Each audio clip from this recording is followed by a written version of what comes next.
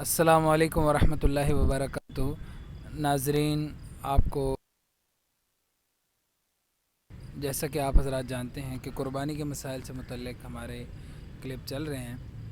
آج کا جو مسئلہ ہے پہلا، وہ یہ ہے کہ قربانی کرنے کے آداب کیا ہیں۔ ہر کام کے آداب ہوتے ہیں اور ان کا لحاظ کیا جائے تو کام احسن طریقے سے ہو جاتا ہے۔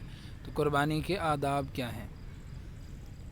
بسم اللہ الرحمن الرحیم۔ السلام علیکم ورحمۃ اللہ وبرکاتہ۔ قربانی کے آداب کے بارے میں مولانا نے پوچھا ہے، تو قربانی کے آداب میں سب سے پہلے یہ آتا ہے کہ قربانی کو چند روز پہلے سے پالنا افضل ہے، کہ اس کو خریدنا ہے تب بھی یا پہلے سے رکھا ہو وہ تو پھر زیادہ ایک ہو جاتا ہے، تو پہلے کچھ دن پہلے سے پالنا اس کو افضل ہے۔ اور دوسرا ادب اس کا یہ ہے کہ قربانی کو جو جانور ہے اس کے بال وغیرہ یا اس کا دودھ یہ نہ نکالا جائے۔ اگر کسی نے غلطی سے نکال بھی لیا تو پھر وہ یہ کرے کہ اس دودھ کی یا اس بالوں کی جو بھی اجرت بنتی ہے یا اس کی جو قیمت بنتی ہے، دودھ اور بال نہ نکالا جائے، دودھ نہ نکالا جائے، بال نہ کاٹے جائے۔ دوسرا ادب یہ ہے کہ اس قربانی کا جو جانور ہے اس کا دودھ نہ نکالا جائے اور بال نہ اتارے جائیں۔ اگر کسی نے ایسا کر لیا تو پھر وہ اس کی قیمت کو صدقہ کرے، اس پر یہ واجب ہے کہ وہ اس کی قیمت کو صدقہ کرے۔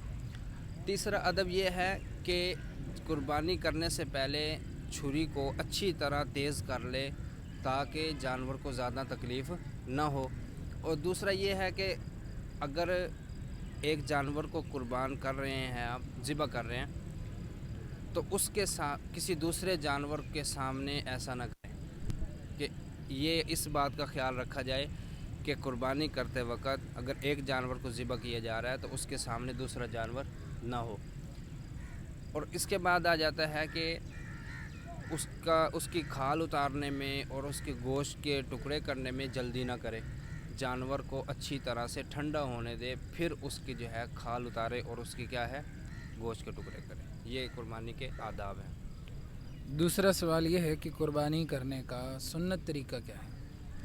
قربانی کرنے کا سنت طریقہ یہ ہے کہ سب سے پہلے تو قربانی کو زمین پر لٹانے کا کام آتا ہے، تو اس کے بارے میں یہ ہے کہ قربانی کے جانور کو قبلہ رخ لٹایا جائے اور یہی مسنون ہے۔ ہاں، اگر کوئی آپ کو عذر ہے تو عذر کو مد نظر رکھتے ہوئے پھر اس میں کوئی حرج نہیں ہے اگر اس کا رخ کسی بھی طرف ہو جائے۔ اور دوسرا یہ ہے کہ قربانی کرنے والا خود اپنے ہاتھوں سے قربانی کے جانور کو ذبح کرے، یہ افضل ہے۔ ہاں، اگر خود نہیں کر سکتا تو پھر دوسرا کوئی جس کو صحیح طرح ذبح کرنا آتا ہے پھر وہ کیا کرے، ذبح کرے۔ تیسرے نمبر پہ یہ آتا ہے کہ قربانی جب ہو رہی ہو اس وقت وہ وہاں پر کیا ہو، موجود ہو۔ نمبر 4 یہ ہے کہ جو قربانی کی اس نے نیت کیا یہ دل سے کرنا کافی ہے، زبان سے کہنا ضروری نہیں ہے۔ نمبر 5 یہ ہے کہ جب قربانی ہو رہی ہو اس وقت اس کی زبان سے یہ کہنا ضروری ہے، بسم اللہ اللہ اکبر، ان الفاظ کا کہنا اس کا ضروری ہے۔ یہ قربانی کے طریقہ ہے مسنون۔ ہمارا تیسرا سوال یہ ہے کہ جانور کو ذبح کرتے وقت اللہ اکبر کہنا کیسا ہے؟ یعنی بسم اللہ اللہ اکبر کہنا ہی ضروری ہے یا صرف اللہ اکبر یا بسم اللہ بھی کہہ سکتے ہیں؟ اور بائیں ہاتھ سے ذبح کرنے کا کیا ہوگا؟ جانور کو ذبح کرتے وقت بسم اللہ اللہ اکبر یہ کہنا ضروری ہے۔ ضروری اس لحاظ سے ہے کہ مستحب ہے۔ اور دوسرا، اگر اس نے بسم اللہ پڑھ کے اللہ اکبر شامل نہیں کیا، اس نے صرف بسم اللہ پڑھ کے بھی اگر اس نے جانور ذبح کیا تو وہ حلال سمجھا جائے گا۔ ہاں، اگر وہ بسم اللہ کے ساتھ اللہ اکبر کا اضافہ کر لیتا ہے یہ مستحب ہو جائے گا۔ اور بائیں ہاتھ سے قربانی کرنا سنت کے خلاف ہے۔ ہاں، اگر کوئی عذر ہو پھر جائز ہے بائیں ہاتھ سے بھی قربانی کرنا۔ چوتھا سوال یہ ہے کہ کیا چھری کے ساتھ دستہ ہونا ضروری ہے، اور اگر بغیر دستے کی چھری سے ذبح کیا جائے تو کیا حکم ہے؟ اس کے بارے میں ویسے ہی افواہیں ہیں کہ دستے کے بغیر ہو تو صحیح نہیں ہوگا ذبح، پورا لوہا ہے وہ، اور چھری میں وہ پیچھے 3 سوراخ دستے کے وہ ہوں نہ ہوں، اس کا کیا حکم ہے۔ یہ ساری افواہیں ہیں، ان کے بارے میں کوئی کچھ نہیں ہے۔ اگر لوہے کی یا کسی بھی دھات کی کوئی چیز ہے جس سے جانور ذبح ہو سکتا ہو اور اتنی تیز ہے کہ جانور کو تکلیف نہ ہو، لوہا ہو یا کوئی اور دھات ہے، سب سے جائز ہے۔ 5واں سوال یہ ہے کہ رات کو قربانی کرنا یعنی رات کو جانور ذبح کرنا کیسے؟ رات کو بھی قربانی کرنا جائز ہے۔ ہاں، اگر یہ ہے کہ پہلے دور میں یہ ہوتا تھا اندھیرا ہوتا تھا اور وہ غلط ذبح ہونے کا خطرہ ہوتا تھا کہ کہیں غلط ذبح نہ ہو جائے، غلط جگہ سے کٹ نہ جائے، اس لیے اس وقت منع کیا کرتے تھے۔ لیکن آج کل اگر روشنی کا انتظام کر کے آپ رات کو ذبح کریں اور آپ کو یہ اندھیرے والی پریشانی نہ ہو، پھر جائز ہے۔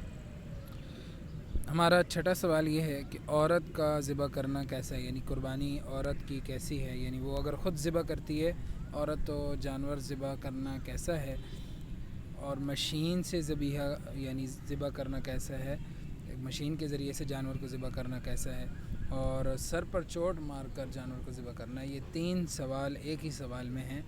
عورت کا ذبح کرنا اور مشین سے جانور کو ذبح کرنا اور سر پر چوٹ مار کر ذبح کرنا۔ عورت کا ذبح کرنا جائز ہے، اس میں کوئی قباحت نہیں ہے۔ دوسرا، مشین سے ذبح کرنا، اس سے بچنا چاہیے، یہ جائز نہیں ہے۔ اور تیسرا جو تھا سر پہ چوٹ مار کر ذبح کرنا جانور کو، یہ بھی جائز نہیں ہے۔ اگر اس طرح ہوتا، اگر یہ طریقے مشین سے یا سر پر چوٹ مارنے سے یہ طریقے اگر اللہ تعالیٰ کے ہاں پسندیدہ ہوتے تو وہ آپ صلی اللہ علیہ وسلم کو اللہ تعالیٰ یہی طریقے بتاتے کہ ان طریقوں سے ذبح کرو، لیکن اللہ تعالیٰ نے حضور صلی اللہ علیہ وسلم کو یہ طریقہ نہیں بتایا، بلکہ جو میں نے پہلے بیان کیا ہے مسنون طریقہ جو کیا ہے وہ بتایا ہے، تو اسی طریقے سے ذبح کرنا صحیح ہے۔ یہ مشین اور سر پر چوٹ مار کر ذبح کرنا یہ جائز نہیں ہے۔ ہمارا 7واں اور آخری سوال کہ قادیانیوں کا ذبیحہ اور دوسرے یعنی جانور کے علاوہ ان کی چیزیں، ذبیحہ اور دوسری چیزیں، اور اسی طرح عیسائیوں کے ہاتھ کا ذبیحہ، اس کا کیا حکم ہے؟ قادیانیوں سے پہلے تو تعلق ہی نہ رکھے بندہ، کوئی کسی بھی قسم کا ان سے تعلق نہ ہو۔ دوسرا تعلق کی صورت یہ بنتی ہے کہ ان کی چیزیں لینا، یہ بھی ایک قسم کا ان سے تعلق ہے کہ ان کی چیزیں خرید کر ان کو ان کو جو پیسے ہیں ان کو ہم نفع بخش رہے ہیں، یہ بھی ایک قسم کا تعلق بنتا ہے۔ تو اولاً تو یہ آتا ہے کہ ان سے تعلق ہی نہ رکھے، اور دوسرا جو ذبح کرنے کے بارے میں مسئلہ ہے، ان سے ذبح نہ کروائے، ان کا ذبح حلال نہیں ہے، حرام ہوگا، کیونکہ جو قادیانی ہے ان کے بارے میں علماء نے فتویٰ کافر اور زندیق ہونے کا دیا ہے۔ اور جو دوسرا سوال ہے عیسائی کے بارے میں، ہاں، عیسائی کے بارے میں اگر عیسائی ذبح کرتا ہے بسم اللہ اللہ اکبر پڑھ کر، اللہ کا نام لے کے ذبح کرتا ہے، تو یہ اس کا ذبح کرنا حلال ہے، کیونکہ وہ اہل کتاب میں سے ہے اور وہ کھانا جائز بھی ہے۔ جزاک اللہ خیر و احسن الجزا۔ انشاءاللہ نئے مسائل کے ساتھ دوبارہ نئی ویڈیو میں حاضر ہوں گے۔ السلام علیکم ورحمۃ اللہ۔